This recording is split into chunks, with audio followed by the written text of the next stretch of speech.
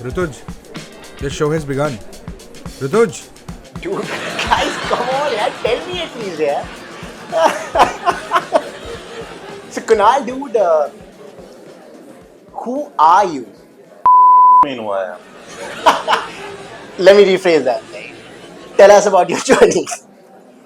You know who I am. I've known you 7 years now. That's why you've called me for the show. Tell us about your journey from Bhopal to Bombay. So I hail from a small city called Bhopal, city of lakes, capital of Madhya Pradesh. Is that Coke? Cola. So, yeah, you know the branding has to be there, right? You know that kettle is supposed to have hot stuff in it. Branding is sacrosanct, Kunal. Branding is sacrosanct. Tell us about the various hats that you've worn here in the city of Bombay.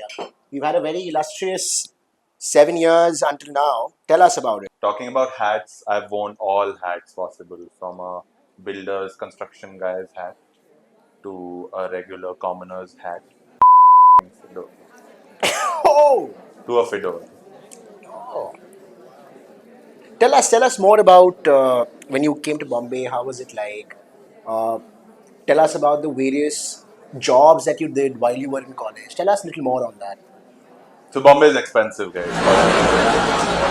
Everything expensive. We've all had our journeys in different ways. And when I first came in, I had to roll out into a bunch of odd jobs. I worked at a fast food joint. I worked at a night 24/7 store. I worked as a medical representative that went around meeting doctors, selling them post-pregnancy creams that can reduce stretch marks. I pretty much did all of that before I stumbled upon an internship that kind of changed my life. So that was the idea. I even worked in college, trivia. Little did you know, Rutuj, apart from handling events in college, I worked in college office as well for a good period of 20 days. I used to circulate documents around. What was an internship like? My internship, it was at one of the most premier fashion weeks in the country. I don't know how I landed it. I just got a lead through a friend and through a friend's friend actually. But when I got there, I kind of, was always into events, and knowing that I was going to work at Fashion Week, it immediately kind of blew me off. This was during the first year or like during the This second is year? during the end of second year of college. So this is 2016. 2016. Yeah, 2016 is when I started. So we started college in 2014. Yes. We got done in 2017. Yes. So you did an internship in 2016. Yes.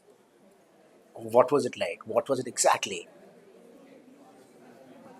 My job was to hang out with models. That seems like a crazy job. Little more complicated than Like that. everyone who's watching us right now, even all of them want such jobs. Where do we get such jobs? Certainly not in a store. But you just gotta hang around. You gotta see. I would say, manifested it. I went to that fashion week a year before, in 2015, because I was a big fan of events. I always did events all my life. And I thought, what would it be like to kind of, be a part of such a prestigious property? And I manifested from that day, okay, I'm going to be a part of it one day.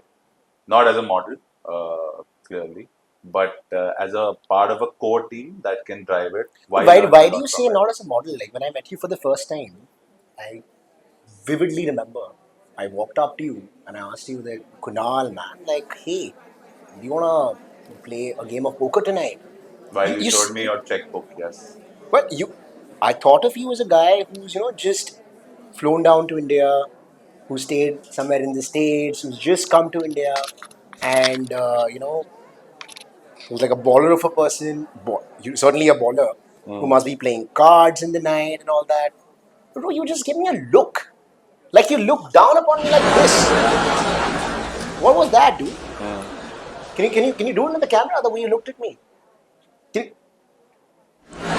look down upon me, dude. You look down upon me. You should be thankful I didn't slap you. Man, relax on my show, Who yeah. the hell comes, meets you for the first time, opens the jacket and be like, bro, poker game. And there's a checkbook attached. That's just ridiculous. Interestingly, I remember you have done a lot of jobs while in college. Yeah. And I mean, the various ups and downs that life takes you through, you have been that one person, right, who has never gotten bogged down with these things happening, has always tried to do things and sort his things, and yet not miss any of the fun things that's happening around, right? Like which are happening around. So this is something which I find very unique about you, right? That a lot of people, when uh, a very fast ball gets thrown at them, when the downs come, right, when the resources are limited, they get back to their hometowns. Uh, uh, Most of them do that, right? But knowing you very well, you have stuck around and you have made sure that uh, while you wore various hats during college, you did a lot of jobs. Uh, Yet you never missed out on the fun, right? So tell us more about that. A short stint that you did at a fast food joint as a cashier. I remember. What was it like? And like, to be very honest, how was the feeling like when you like came to college? You never spoke about it. I mean, of course, I had a little understanding of what you're doing, but like maybe like the 80-85% folks in college, they never knew exactly that you're doing such things apart from attending college. That never came on your face. You never you were very happy about it. That's a great thing to do, right? I mean, that's just amazing. Tell us more about it. I mean, I didn't have a choice. I had to work. I didn't have a choice. Like I had to fend for myself. I had to pay for my own rent. I had to pay for my own food. So I had to work at the end of the day. College was luckily taken care of by my parents. College fees, which was hardly anything, to be But honest. living in Bombay as a college student, there's so many things. There's so many parties that you want to go to. There's so many events that you want to attend. All the nice clothes that you want to go and buy, right? Like all of those things, it never came across to us as if uh, things were not coming very smoothly to you, right? You always made it seem so. Tell us more about it. I'm a Like, man of very specific skill set.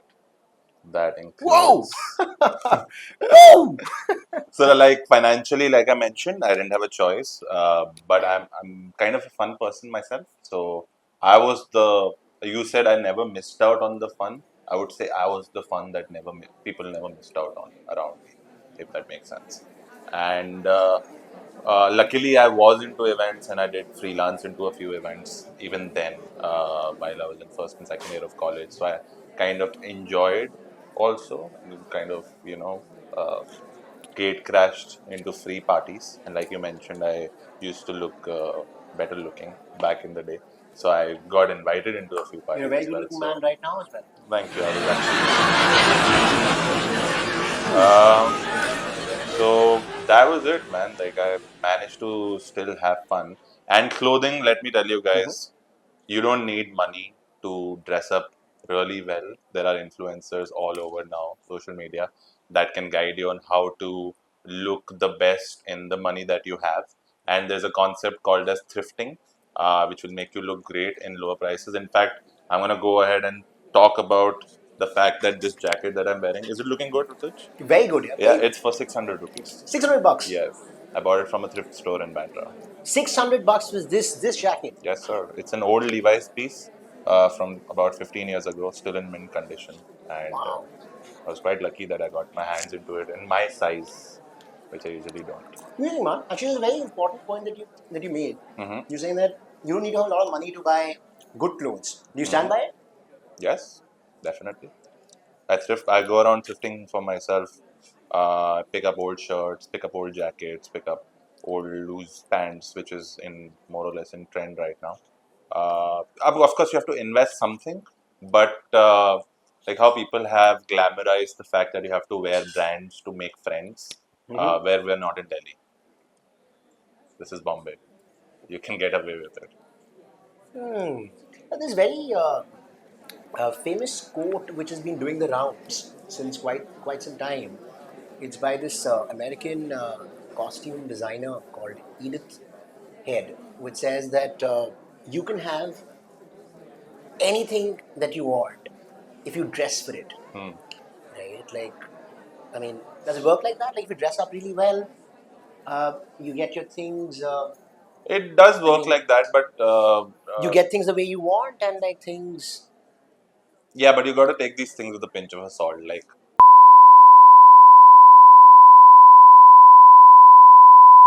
that's not how it works. You Guys, whatever we said right now is gonna get edited. It's not gonna come up in the show.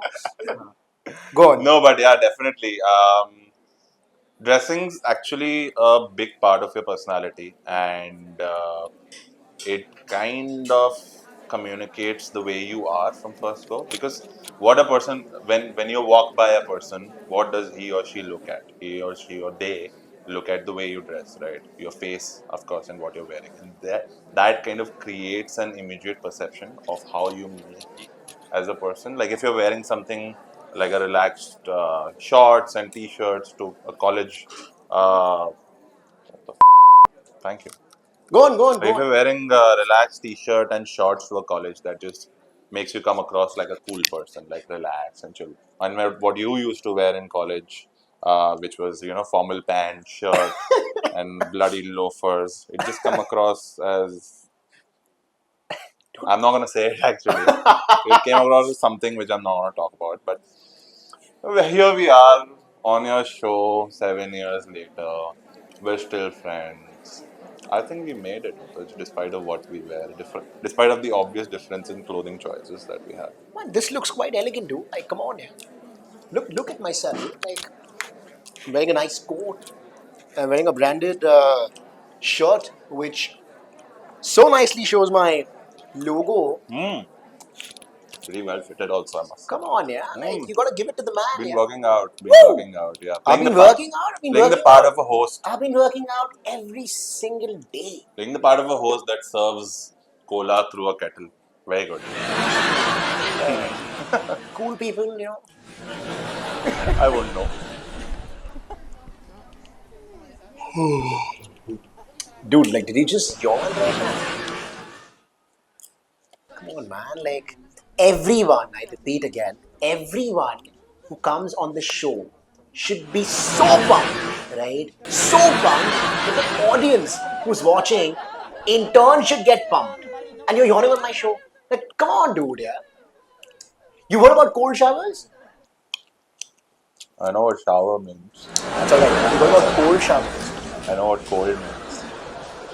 Kunal, it's a very simple question, dude. Like, I've heard of it. you heard about them? Yeah. So essentially, like, I have a little nice suggestion for folks who are watching. We've all heard about ice baths, and we've heard about ice put in your bathtubs, dude. Ice put in bathtubs, and then go in it, and but that requires a bathtub, right? What happens to like us, like okay, like me, right? What happens to me? What do we guys do? The ones who do not have bathtubs in the house. But there is a solution, guys, right? It's a very simple solution. Um, you catch hold of some ice, get a handkerchief, tie it to your shower, and lower the ice into it. And then you open the shower, right? Man, have you tried it? You'll be pumped. Come on, let's try it. Now? Right now, guys. Action time, guys. Woo! I've showered Can you enough. say this once? Woo! No, no, no, no, no. Woo! Woo! Woo! Woo! So, guys, I don't know why I'm doing this, but since I've signed up for it, Hashtag on the show with Rutuj, guys. to be the first guest on the show with Rutuj, so gotta commit to it. I know I was looking sleepy. Nah, man. Nah, now I'm scared.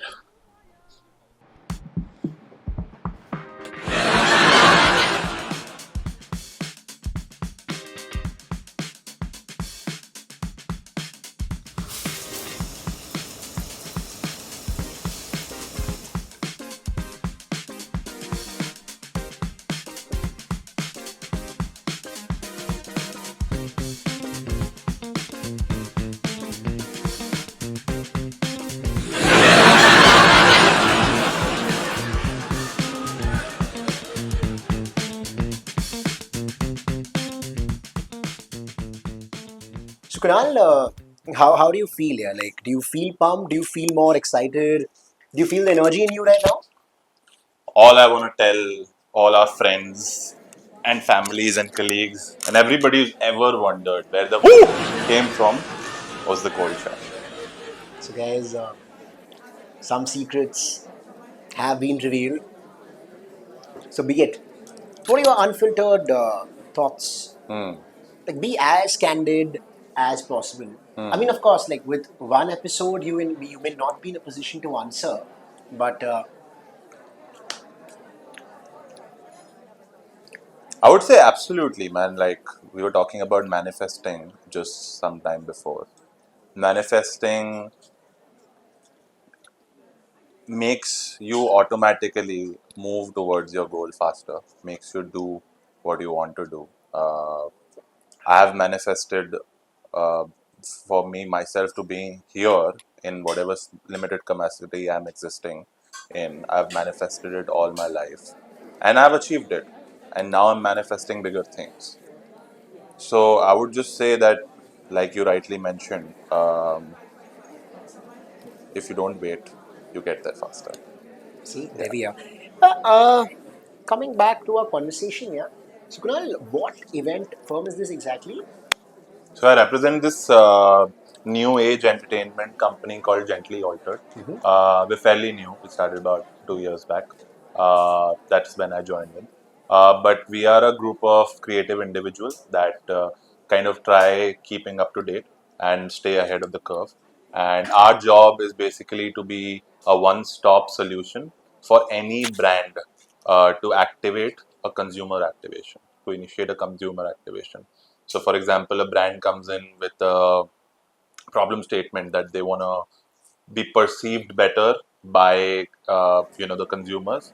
We curate and develop IPs and projects for them in the event space that can enable them to do so. Got it. Yeah, Got it. that's what our idea is. So, in terms of what kind of events we do our background is entirely music and design. So, we do concerts, we do festivals, we do nightlife events and parties, but all in the alternate music space. When I say alternate music space, it's somewhere between pop and indie. It's not Bollywood, but it's alternative. So, house. So, in terms of DJing, if you think about it, it's house, Afrobeats, balafunk, those kind of sounds is something that we push and promote, and the artists that are associated with it. In terms of live, Desi hip hop has taken like a new avatar of sorts in the entertainment industry. Desi hip hop has been heard and loved widely What by a lot what of what, younger audience. what is Desi hip hop exactly? So Desi hip hop is new age Indian, local Indian hip hop with language in languages like Hindi, English, Punjabi. I've heard people, rapping in Telugu, etc., etc.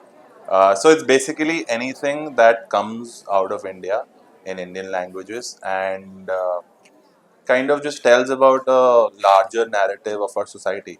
That is what Desi hip hop is, and I'm just surprised by the kind of fans, committed fans, Desi hip hop has kind of garnered over the last couple of years, and it has a big role to play in our cultural existence. How long does it take for you to plan these events? Like, is it like a couple of days? Is it like a couple of weeks? Or like, how long does it take for you to plan these events? So in our business,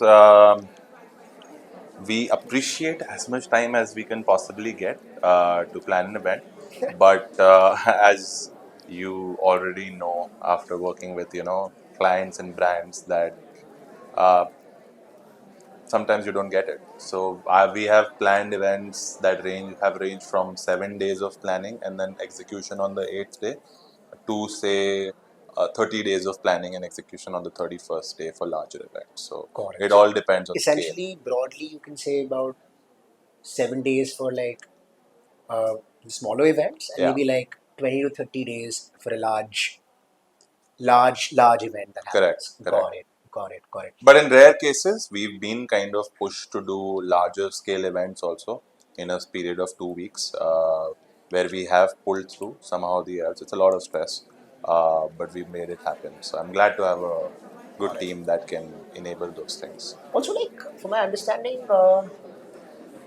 how long does it take for any event company to rope in a very well-known artist? Does it take a couple of months?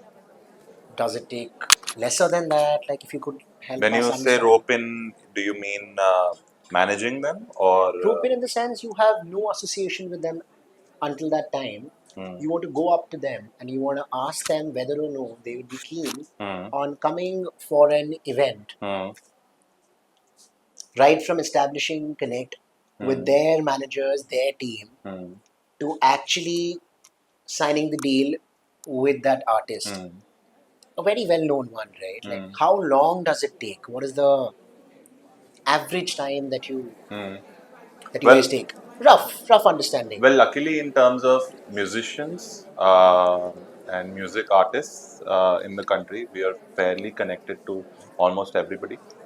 So getting them board is not that big of an issue. Of course, I mean, it depends on the kind of deal you have. That kind of, automatically extend itself to a stipulated timeline according to the artist's availability and the scale of the show, of course. So India is not a problem, but we're so well connected these days because of social media. People are sitting at home watching this openly. And the way you quantify, you said that when you want to plan an event, Hmm. it could take typically between 7 days to say 30 days, And depending or on whether more, the event is small or or it's, a, more. it's a big event. Yeah. So, like that, if you could quantify the number, right? Hmm. Like when you say that you want to close a certain artist, Hmm. how long is that? How long is that time period till the artist signs the contract? Quantify it maybe in number of days, if you can do that for So us. again, like for example, A rough number. if it's a 7 day planning event, I have to convert the artist in the first 2 days, because artist is like the peak of the pyramid in terms of and as far as entertainment goes, right? There's nothing bigger than artists. Uh, so you have to sort out the artist right away in the first couple of days, and then you plan the nitty-gritties around it. So, for example, if I have to get a bigger artist for an event that is about a month and a half away, and I have to like start right away and maybe close something in the next 7 to 10 days. It is also essential to know that artists, we rely a lot on the artists to pull the crowd in India, especially. Worldwide, also to an extent, but in India, especially, we rely a lot on the all events, all IPs, all agencies rely a lot on the artists to pull the crowd. So they are actually the first step that goes in planning. Hmm. Hmm. Interesting. Yeah. Interesting. Interesting. Got it. Got it. And like typically, like if I may ask you that, what is, I mean, to put it straight, what kind of artists are people really willing to have? Or like what kind of artists pull the maximum crowd? Hmm. Like if you could just help us understand that. Like does a DJ pull in a lot of crowd? Or does that someone who uh, like if you just make me like help me understand that. So I'm not going to talk about the popular ones and the Mhm. Bollywood ones, because they, of course, have their own, fan base that wants to listen to them everywhere they go. Uh, let's talk about nightlife and DJs. So what people and the trailblazers in the industry try to establish is to build a community around a kind of music genre that we have. And then when an artist comes in, the people all come for the artist, of course, and the genre as well. So I've observed that techno and house and dance music is something that has a very specific set audience, especially in tier one cities like Bombay and Delhi. So people know the genre, people know what the artist's sound is like. So there's a set audience that comes for it. It's difficult to scale up in that space to get more and more people excited for that, because it's, I would say, still very new for them, and people listen to Bollywood a lot in our country. Is it in tier two you say? Tier one, Bombay, Delhi. It's difficult to expand the audience base. It's a very set, specific audience. In It's a tier one. community In tier in one. tier one. It's a community that listens to that genre, follows that genre daily, and of course wants to go for those live shows end to end. Right? I would say Desi hip hop is something that has surprised me so far in my career, being in music, because Desi hip hop artists have created a fan base like I've never seen before. Like I've seen during our last show that happened in March, we had almost 5,000 people ranging between the age of 19 to 25 that stood in that arena since 3 p.m. to see a particular Desi hip hop artist. And when they came in, they just went crazy So in as that per you, one show. Desi hip hop is trending Desi now. hip hop right now is, getting up faster than anything that our country has to offer. It's Got it, creating got it. a die-hard fan base that just won't leave the artist alone. So tell me something, right? What if someone like me shows up, right? I show up and you call it out. You know what? Rutuj is here, guys. Like, do you think there'll be crowd?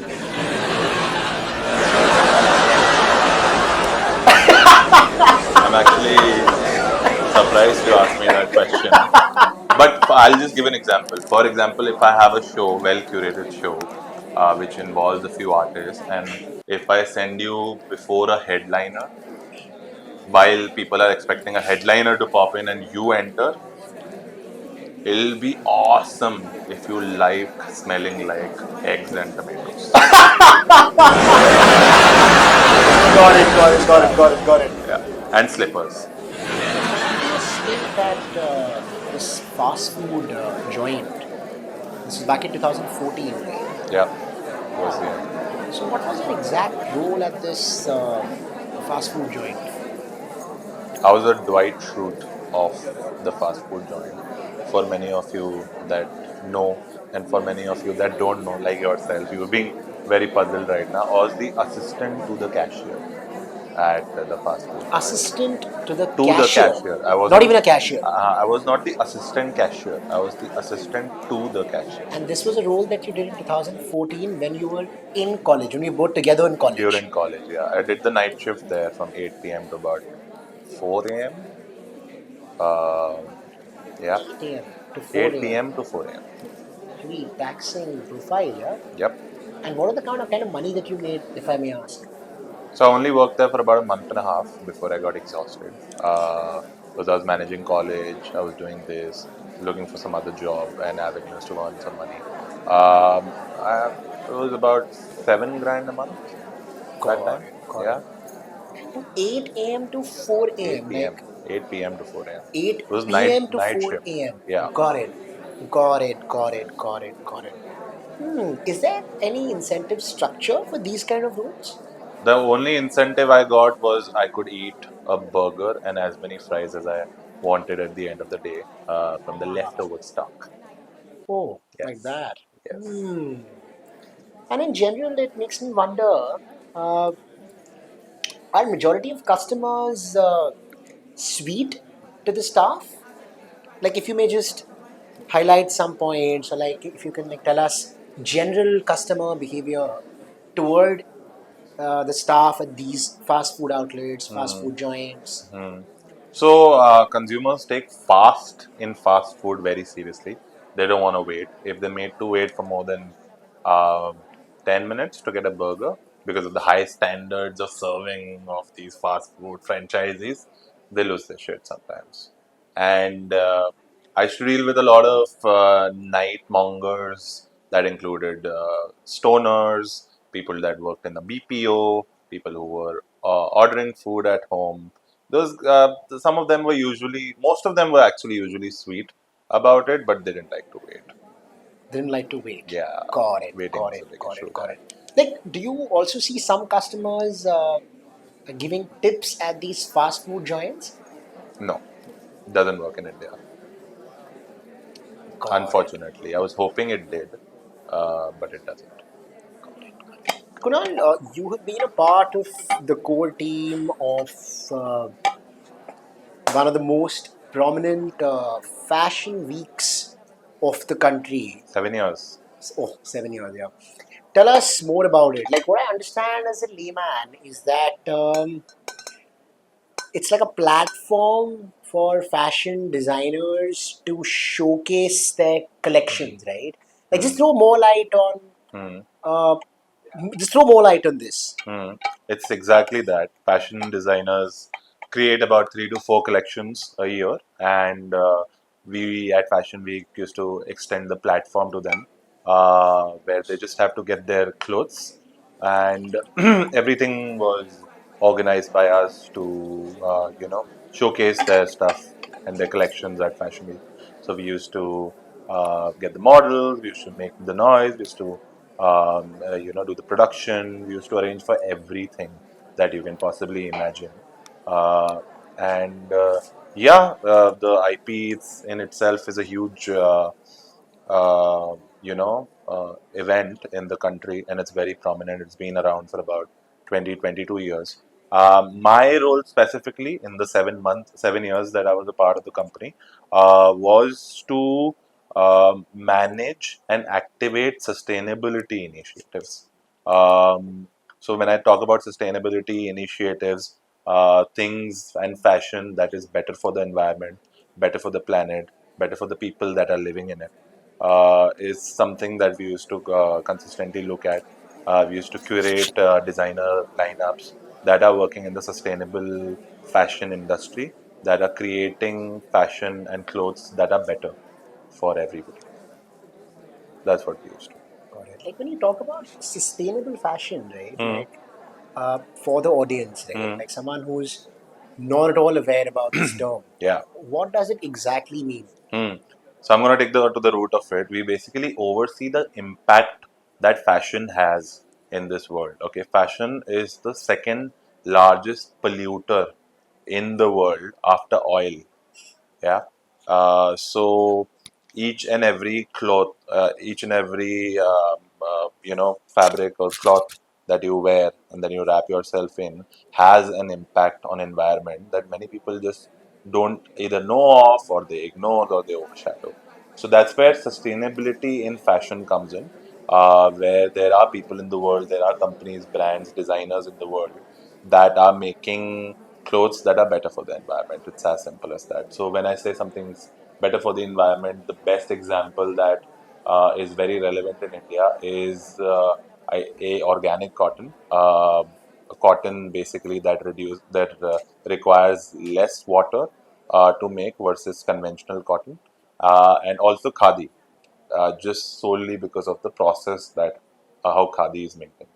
And sustainability is not just about the fabric and the material, or the working with the artisan. Sustainability primarily has three P's, which is people, planet, and profit. So my 7 years have gone in taking stress about the environment that your grandson will grow in. That's what primarily my mission was. And I'm still a sustainability advocate. I try to, imbibe and, at least for my own consumption, and try and see I wear better clothes. Like I mentioned before, this is thrifted. This is completely organic cotton. These shoes are made out of, recycled plastic that was found in the oceans. So bunch of these things, smaller steps that you can take in daily basis to have a little more of a sustainable wardrobe, that and you can Is personally there contribute to the environment. is there a market for sustainable fashion, or is it just the creme de la creme folks who indulge? Oh no, now it's definitely growing. Initially, when I started working at the Fashion Week, where I learned everything about sustainability and fashion, the market was still pretty niche, even globally. But now it's a huge market. More and more even brands like, I would say, H&M, and people like Marks and Spencers, they have started their sustainability initiative in whatever small or large capacity that they can, to procure better material and do better practices in the industry, so that people can get better material, better clothes. Uh, but I would say, as a collective, each and every individual has to contribute and do much more than that. and have to be conscious of what they're gonna wear, as it's gonna be a major, it's gonna be a major player in the future to establish a better future. That's it. Oh, coming And back to Fashion Week, fuck it. Yeah. Fashion Week for general public is a Mm. very fun-filled, It's super fun-filled, glamorous as hell. Yeah. glamorous event. But Mm. how is it how's the event from the lens of a fashion designer, or maybe Mm. from a lens of a organizer? How Mm. hectic is it? It's very hectic. It's the most hectic thing that I've done consistently for about 14 seasons, where we immerse ourselves completely uh, in fashion for about 2 to 4 months of planning that goes behind it. Because it's a big scale event. We used to have almost 40, 45 designers showcasing their collection every season, and there used to be 2 seasons a year. So we used to completely immerse ourselves in these pretentious fashionistas that we were. But at the same time, it's a very significant property for the country, as it represents Indian fashion on a global level and portrays designers in a more, global limelight. So very essential. And how long is the event? Basically, like, does it span like a week, or does it span like more than that? So it says week, but it goes on for 5 days. 5 days. Yeah. Guys, I have seen Kunal working day in and day out those 5 days, right? So it seems to be a really hectic profile. More than 5 days. We used to do fittings for 4 days. We have rehearsals for the show. We work More on than the 5 days, setups. guys. We work on setups. We work on lighting. We work on visuals and whatnot. So it's like a countless period of time where we have to work really hard to pull off that event. And considering it's existed for almost 25 years now, uh, I would say it's amazing. It's a benchmark for Indian fashion. Got it. And do only these very big fashion weeks that we see, do only large, very well established designers find their way? Mm, Or maybe like someone who's just started off mm, and is willing to kind of spend money, or mm, has the resources, mm. can they participate in Yeah, these most events? definitely. Each season, we used to have 5 new designers that have not showcased before, who used to come via applications. They used to compete for a slot, and we used to get almost 70 to 80 entries and more every season, and we used to choose 5 of them through a rigorous process. And those 5 used to get opportunities to showcase their collection at Fashion Week. So while we had the top guys and the bigger designers in the country, we also had the first timers showcasing their collection Having a at the event. percentage reserved for like newcomers is like just brilliant, guys. Like, just brilliant. You have hung out with a lot of uh, folks from the modeling world. Mm. Uh, how keen are these folks to participate in the most creme de la creme fashion weeks that happen in India? Mm. Oh, definitely. Like I used to usually have been lucky enough to know some of the top talents in the country that have been modeling for like almost 10, 15 years and longer even. So I could interact with them, understand their world. But I've met a lot of younger talents, younger folks who had the hunger to kind of establish themselves as the top models in the country, and some of them have really made that mark and represented country on a global level as well, in global fashion weeks, for that matter. So those people are really talented, really hungry. No matter what the perception out there is in terms of for in in the eyes of common people for models, they are really talented and individual folks, and they go through a really hard time to establish themselves and follow their dreams. So I feel they should be more appreciated.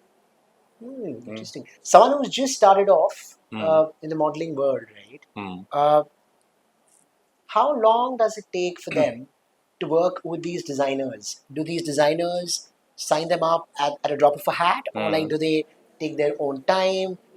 these people have to meet certain metrics, Hmm. certain projects that they've gotten before? How does it work exactly? So the beauty standards, I would say, have shifted drastically to what they were, say, 20 years ago. Nowadays, people don't look at traditional beauty standards that were there, but they are willing to experiment. But in order for anybody to kind of, become a model, they have to go through a rigorous training process before they can be featured on an ad or before they can be featured on a print shoot or on the ramp at a fashion week. It takes a long time. Modeling seems to be a very hectic profession in general, right? Like I've had the privilege of chatting with many of them in general, and they've always told me that at the back, right, it's a tough profession. You need to like be on a very strict diet.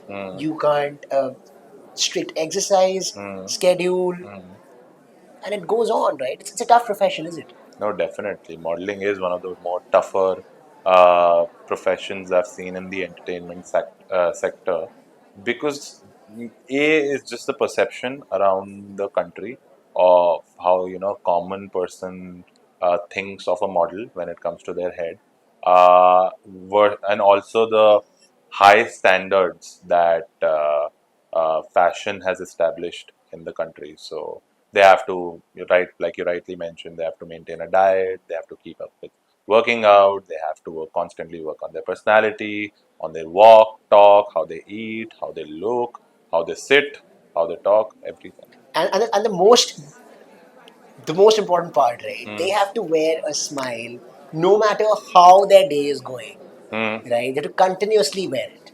Where fashion models don't smile, especially on the ramp, they never smile. They don't smile. I don't know if you follow the trend. Are known to not smile on the ramp. They've been strictly told to not smile on the ramp. Well, clearly I haven't been following. And I'll tell you why that is.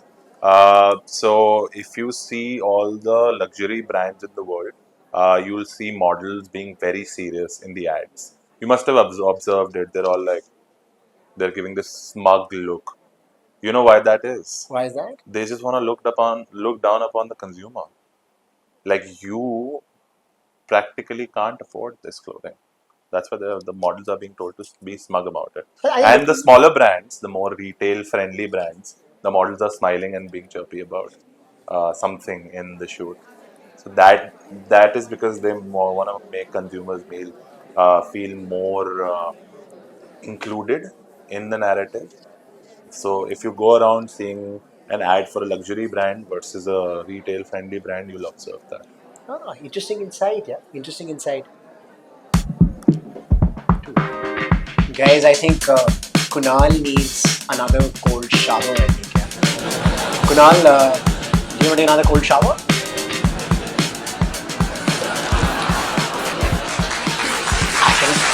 I don't know what that means. On the show with Rutuj.